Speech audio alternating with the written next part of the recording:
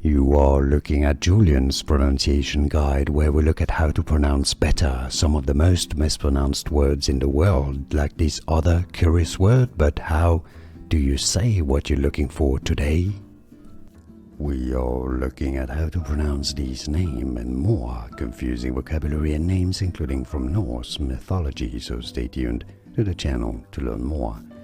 Atreus is how it's often said in English, especially British English, Atreus. Now in American English it's often pronounced as Atreus, just like US, like Zeus, right?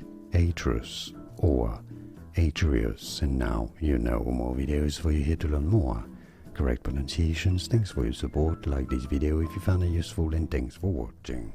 Here are more videos on how to pronounce more confusing words and names too many mispronounced. Like this video if you found it useful. I appreciate your support. I'll see you soon, and thanks for watching.